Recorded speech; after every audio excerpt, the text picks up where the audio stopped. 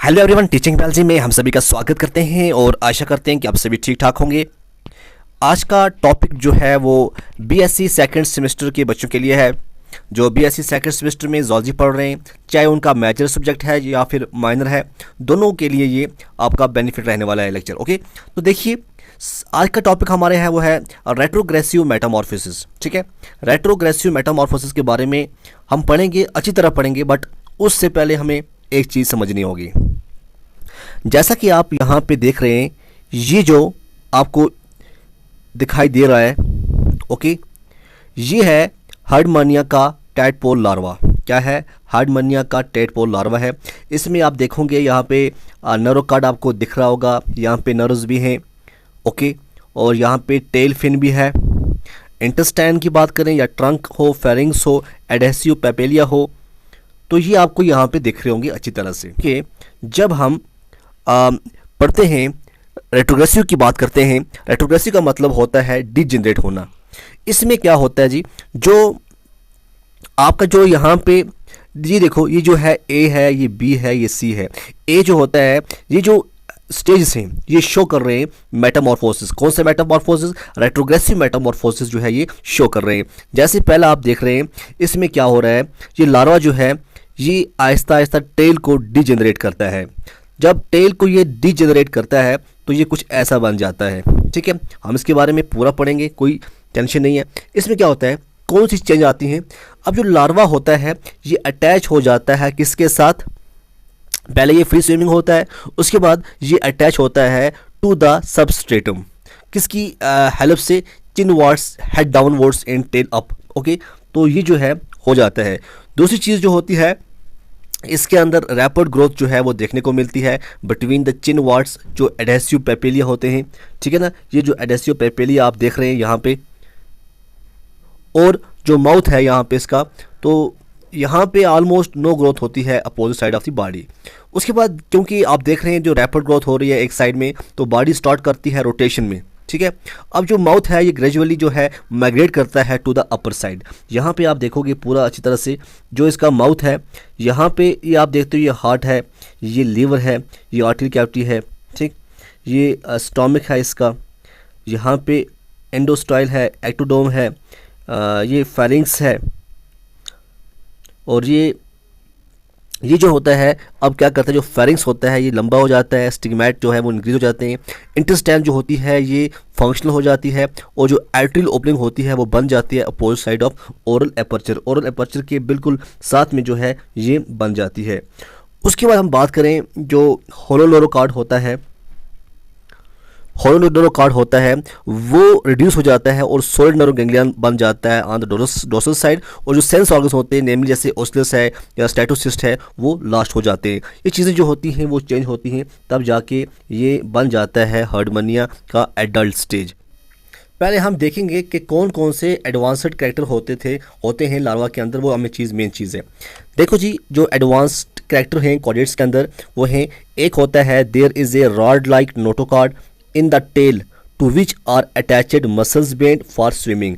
तो पहला पॉइंट ये है कि एक रॉड लाइक नोटोकार्ड होता है टेल के साइड में, और जो अटैच करता है मसल्स बेंड को किसके लिए? स्विमिंग के लिए, इसलिए हम बोलते हैं फ्री स्विमिंग लार्वा। दूसरा जो पॉइंट है, there is a dorsal hollow nerve, जैसे मैंने आपको बताया, which is enlarge to form, ये ब्रेन बनाता है एट द एंटीरियर एंड। उसके बाद photoreceptors, ocellus and balancing organs the statocyst, ये अटैच होते हैं किसके साथ? ब्रेन के साथ। ओके, तीसरा पॉइंट जो है, मेन पॉइंट, वो क्या है? There are only 2 pairs of gill slits जो हैं वो फेरिंग्स के अंदर प्रेजेंट होते हैं, बट जो माउथ होता है वो क्लोज होता है, किस? एक मेम्ब्रेन होती है, और इंटेस्टाइन जो होता है यहाँ पे इसकी होती है वो रिड्यूमेंट्री होती है। चौथा मेन पॉइंट जो है एडवांस्ड कैरेक्टर जो है लार्वा के अंदर, वो होता है endostyle on the ventral side of pharynx is very well developed होता है, जो फंक्शन करता है लाइक थायराइड ग्लैंड्स और हेल्प करता है मेटामॉर्फोसिस में। पांचवी जो इंपॉर्टेंट चीज़ क्या है, वो जो होता है हार्ट जो है वो वेंट्रल साइड में होता है of gut, but is non functional होता है। पांचवा जो मेन छठा जो है वो है, जो लार्वा है वो प्रोसेस करता है on the anterior end 3 ectodermal adhesive papillae होते हैं जो हेल्प करते हैं inform attachment on the substratum. अब कौन सी चेंजिंग आ जाती है मेटामॉर्फोसिस में? अब हम इसको बोलते हैं रेट्रोग्रेसिव मेटामॉर्फोसिस। ओके, देखिए जी, सबसे पहली जो चीज़ होती है वो होती है जो लार्वा अटैच होता है टू द सबस्ट्रेटम, किसकी हेल्प से? Help of chinwards, head downwards and tail up. Tail ऊपर चली जाती है, ठीक है, हेड नीचे आ जाता है, तो पूरा एक सिस्टम बनता है। उसके बाद क्या होता है, रैपिड ग्रोथ जो है वो टेक प्लेस होती है बिटवीन द चिनवार्ड्स। चिनवार्ड्स किसको बोलते हैं? जो उसके एडहेसिव पैपिलिया होते हैं। और जो माउथ होता है, and almost no growth on the opposite side of the body. ये होगी इसकी दूसरी चेंजिंग। तीसरी जब चेंज होती है, मेन चेंज होती है, वो क्या होती है? जब रैपिड ग्रोथ होती है एक साइड में, बॉडी स्टार्ट करती है रोटेटिंग इन सच ए वे, जो माउथ होता है वो ग्रेजुअली माइग्रेट करता है अपर साइड में। किस में? अपर साइड में। चौथी चीज़ क्या होती है?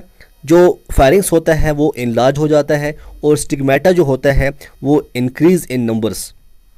पांचवी जो चेंजिंग आ जाती है, जो इंटेस्टाइन होता है बिकम्स फंक्शनल हो जाती है और atrial opening is formed on the opposite side of the oral aperture.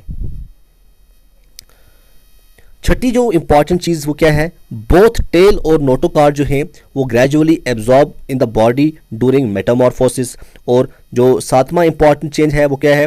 होलो नैरोकार्ड वो रिड्यूस हो जाता है। क्या हो जाता है? रिड्यूस हो जाता है into solid narrow ganglion on the dorsal side. आठवां इंपॉर्टेंट पॉइंट क्या है? जो सेंस ऑर्गन्स होते हैं जैसे ओसिलस है या स्टेटोसिस्ट हैं वो लॉस्ट हो जाते हैं।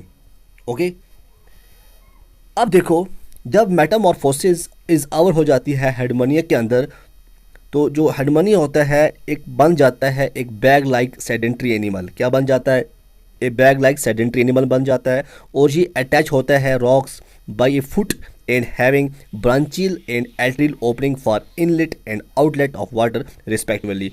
ऐसा भी होता है कि ये बैग लाइक सेडेंट्री एनिमल बन जाता है जो रॉक्स के साथ अटैच करता है। उसकी एक फुट भी होता है और यहाँ पे कुछ एट्रियल ओपनिंग्स भी होती हैं जहाँ से पानी आता है और जहाँ से पानी जाता है। फेरेंक्स की बात करें, ये इनॉर्मसली इनलार्ज हो जाता है with large number of stigmata. Stigmata का जो काम होता है वो क्या होता है? फिल्टर फीडिंग्स के लिए काम आता है।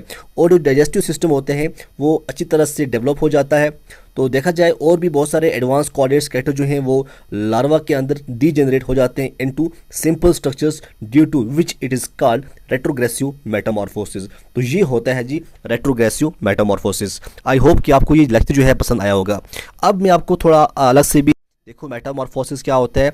एक चेंज हो जाती है जहाँ पे जो जेविनाइल जो होते हैं वो एडल्ट स्टेज में हो जाते हैं और बहुत सारी डेवलपमेंटल पासेस जो होती हैं वो लार्वा स्टेज में वो पास हो जाती हैं। तो बहुत सारी चीज़ें आपको देखने को मिलेगी। और यहाँ पे एक चीज़ और भी है, जो लार्वा स्टेज है वो डिफरेंट होता है एडल्ट स्टेज में। मेटामॉर्फोसिस ऑफ द, जैसे हम बात करेंगे एसिडियंस लार्वा की, वो यूनिक होता है और बिगन्स होता है ऑलमोस्ट एक्सक्लूसिवली। ठीक है, ये इन्वॉल्व करता है transformation of inactive non feeding pelagic lecithotrophic. Lecithotrophic का मतलब क्या होता है? जो फीड करता है अपना ही योग का जो रिजर्व होता है। Tailed larva having many advance features, जैसे उसके अंदर आपने अभी मैंने बताया एक्सन नोटोकार्ड प्रेजेंट होता है, डोर्सल न्यूट्रल ट्यूब्स प्रेजेंट होते हैं, स्पेशल सेंस प्रेजेंट होते हैं। ठीक है, सीडेंट्री और sessile simple and planktotrophic filters feeding adult with only a pharynx with stigmata होते हैं। एंडोस्टाइल होता है जो बोथ इंडिकेट करते हैं कोडेट्स को फ्यूचर ऑफ एडल्ट एस्केडेंसी। अब मेन चीज़ जो अब हमने समझा वो क्या है? इन रेट्रोग्रेसिव मेटामॉर्फोसिस में क्या होता है? जो लार्वा होता है वो प्रोसेस करता है एडवांस कैरेक्टर जो लास्ट हो जाते हैं डेवलपमेंट इन द एडल्ट जो होता है वो या सीडेंट्री रहता है या फिर डीजेनरेट करता है अपने प्रिमेटिव पूरे कैरेक्टर। ठीक है, एस्केडियंस क्या होते हैं? एस्केडियंस क्या होते हैं जी? एस्केडियंस सैक लाइक मैरीन इनवर्टिब्रेट्स होते हैं, फिल्टर फीडर्स जो कंपोज करते हैं टफ आउटर, जो उनका आउटर होता है ट्यूनिक, ये बना होता है पॉलीसेचराइड्स का, पॉलीसेचराइड सेल्यूलोज का बना होता है। So they have also called tunicates. तो यहाँ से आप समझ गए कि ट्यूनिकेट्स का नाम एस्केडियंस को क्यों पड़ा।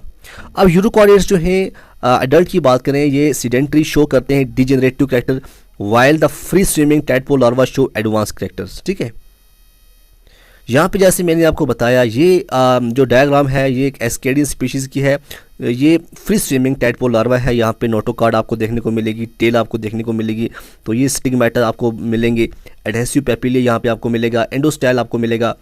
अब अचानक क्या होता है जब ये डिजेनरेट होते हैं तो होता क्या है, देखो metamorphosis in ascidian tadpole larva involves 3 types of change. पहली जो चेंज होती है उसको हम कहते हैं रेट्रोग्रेसिव चेंज, दूसरी जो होती है उसको हम कहते हैं प्रोग्रेसिव चेंज, तीसरी जो होती है हम उसको कहते हैं मॉलिक्यूलर चेंज। पहली चेंज को हम कहते हैं रेट्रोग्रेसिव चेंज, दूसरी को हम कहते हैं प्रोग्रेसिव चेंज, तीसरी को हम कहते हैं मॉलिक्यूलर चेंज। ओके, तो ये आप देखो जैसे मैंने ऊपर डिस्कस किया, ठीक है। अब ये किस तरह से फिक्स्ड बन जाता है, इसका पूरा जो टेल पार्ट होता है वो किस तरह से डिजेनरेट होके ये कैसा बन जाता है। अब हम देखते हैं सबसे पहले, जैसे मैंने बताया हम रिवाइज कर रहे हैं, रेट्रोग्रेसिव चेंज क्या होती हैं। इसके अंदर इन्वॉल्व्स होता है डिजेनरेशन या फिर डिस्ट्रक्शन ऑफ लार्वल टिश्यूज़ और सम स्ट्रक्चर्स सच एज फॉलोज। कौन कौन से, जैसे मैंने बताया जो लॉन्ग टेल होती है विद कॉर्डल फिन, ये स्टार्ट हो जाती है रिड्यूस होना और आहिस्ता आहिस्ता ये डिसअपियर हो जाती है। दूसरा मैंने क्या बोला, जो कॉर्डल मसल्स होते हैं जैसे नरोकॉर्ड है, नोटोकॉर्ड है, वो भी डिसअपियर हो जाते हैं या आप कह सकते हैं ब्रेक डाउन हो जाते हैं। किस तरह से ब्रेक डाउन होते हैं, वहाँ पे एक प्रोसेस होती है हम बोलते हैं फाइगोसाइटोसिस। तो बाई फाइगोसाइट से वो ब्रेक डाउन करते हैं और डिसअपियर हो जाते हैं। तीसरा है जो लार्वा सेंस ऑर्गन्स होते हैं, जैसे ओस्टिलस की बात करें, ओटुलिथ की बात करें, ये लास्ट हो जाते हैं और सेंसरी वेसिकल जो हैं वो ट्रांसफॉर्म होते हैं इनटू एडल्ट सेरिब्रल गैंग्लिया के अंदर। डीप पार्ट जो है वो क्या है, जो एडहेसिव पेपिलिया होता है या फिर हम एक्टोडर्म की बात करें, एक्टोडर्म एम्पुला का, वो भी डिसइम्पेयर हो जाता है कम्प्लीटली।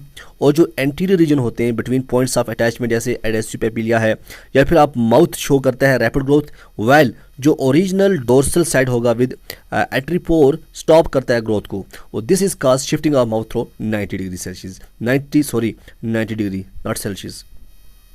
तो फाइनल में क्या होता है, फाइनल में आप देखने को मिलेगा कि जो final branchial and atrial aperture होगा इन द अडल्ट वो रिप्रेजेंट करता है original anterior and dorsal side of the larva. अब प्रोग्रेसिव चेंज की अगर हम बात करें, प्रोग्रेसिव चेंज हमें रेट्रोग्रेसिव पढ़ना है बट प्रोग्रेसिव चेंज होती है इसमें कुछ लार्वा स्ट्रक्चर जो होते हैं वो नेसेसरी होते हैं for survival become more elaborated and specialised in each adult. जैसे जब लॉस हो जाती है टेल तो जो ट्रंक होता है वो बन जाता है पेयर शेप्ड और 4 लार्जर एक्टोडर्मल एम्पुला जो हैं वो ग्रो होते हैं आउट ऑफ इट्स 4 कॉर्नर्स। उसके बाद आता है जी एंटीरियर रीजन। एंटीरियर रीजन में क्या होता है जी, ये जो एंटीरियर रीजन होता है between point of attachment adhesive papilla की बात करें, mouth exhibit rapid growth while original dorsal side with atriopore तो स्टॉप करता है ग्रोथ, तो ये काज करता है shifting of mouth through 90 degree. The body to rotate so that general form of the adult system is assumed. और उसमें क्या होता है, एडल्ट न्यूरल ग्रेन्स जो होते हैं या फिर हम नर्व्स की बात करें या सेरिब्रल गैंग्लिया की बात करें वो बन जाते हैं बाय द न्यूरल ट्यूब्स। और ट्रंक गैंग्लियन जो है वो lie mid dorsally between mouth and atriopores. The trunk ganglion itself persist as visceral nerves. उसके बाद with the absorption of its test covering the mouth become functional and filter mode of feeding by incoming ciliary water currents. तो ये था आपका Metamorphosis के बारे में, इसके बारे में